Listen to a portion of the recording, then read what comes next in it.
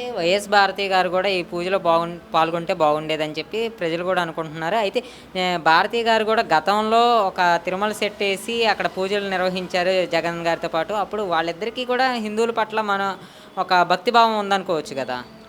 Sir అంత భక్తిభావం కనుక ఉన్నట్లయితే ఆఖరికి మనకి ప్రతి పండగకి కూడా ఉగాది మనకి తొలిప్రదం. ఉగాదికి కూడా చిన్న పండగ అయినప్పటికీ ఉగాది తొలిప్రదమైనా కానీ అందరూ కలిసి గుడికి వెళ్తారు. అది మన సాంప్రదాయం. ఎవరైనా కానీ గుడికి వెళ్తారు. అంతేగాని గుడి సెట్ వేసుకునేటటువంటి వ్యక్తులు వాళ్ళకి ఏం ప్రేమ ఏం అభిమానం ఉంది చెప్పండి. అంత ప్రేమ అభిమానం ఉంటే ఆయన అధికార లాంఛనంగా ఒక్కరోజైనా కానీ సతీ సమేతంగా తిరుపతి వెళ్ళాడా?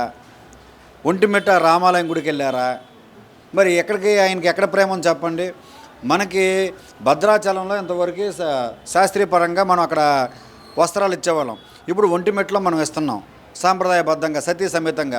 చంద్రబాబు గారిని చూడండి, చక్కగా కుటుంబ సమేతంగా సతీ సమేతంగా ఒంటిమిట్ట రామాలయానికి అయితేనేమి, తిరుపతి వెంకన్న స్వామి దగ్గరికైనా కానీ వెళ్ళి వస్త్రాలు సమర్పించుకోవడం కానీ, ముక్కుబడులు చేర్పించుకోవడం కానీ జరుగుతూ ఉంది.